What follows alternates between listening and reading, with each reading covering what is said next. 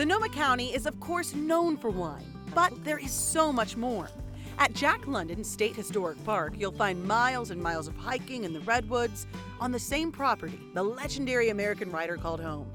After an enchanting hike, I enjoyed a stunning picnic with local foods and of course some delicious Sonoma wine, just feet from where Mr. London lived.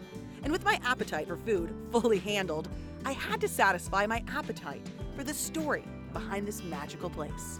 Okay, I am here with Matt Leffert, the Executive Director of the Jack London State Historic Park. Thank you so much for having us here. Thanks for being here, Hannah. It's great to have you. It is great to be here. I mean that. I've been here for about 30 minutes, and I think I'm falling in love with this place more and more every minute. It's truly fascinating. A lot of that is because of the man and the name behind it, Jack London. He's fascinating. Explain who he was and really why he's still relevant today. So most people know him as a famous American novelist. Beginning of the 20th century, he wrote Call of the Wild, Seawolf, White Fang.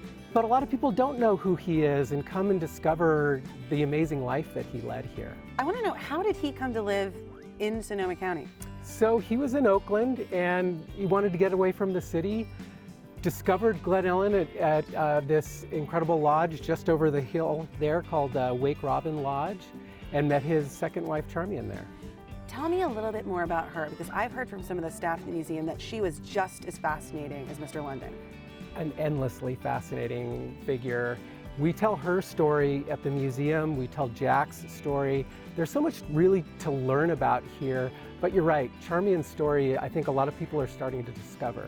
Okay, let's take a look at this space. There's this beautiful garden. I mean, Yeah. This is such an expansive park. What is it that Jack did here on the day-to-day? So Jack was a prolific writer.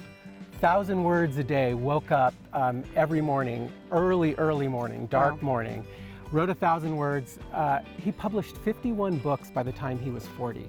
So you asked me what he was doing here.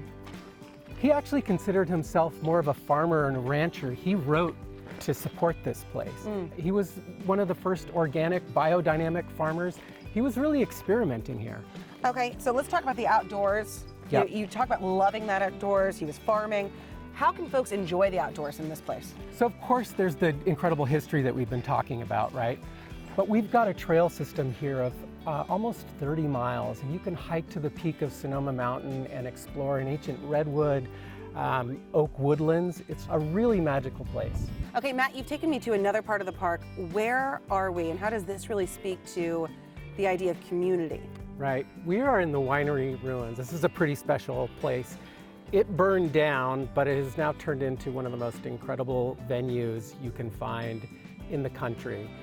Jack and Charmian loved to entertain. We have kept that tradition alive today. About 10 years ago, we partnered with Transcendence Theater Company, and we put on Broadway shows here called Broadway Under the Stars, and it's a pretty incredible experience. Okay, I'm just imagining these theater nights. I've got to come out. But overall, what would you tell people about how special this park is? What's the one thing that they need to know? Well, technically it's a state park, but really it's a community park. About 10 years ago, this park was saved by the community, and really that's what thrives here. And the legacy of Jack London and everybody who comes to visit really finds a home here. Well, I can tell you this has been a very special experience for me, so thank you so much. It was so fun to have you here today. Thanks, Hannah. I'll be back.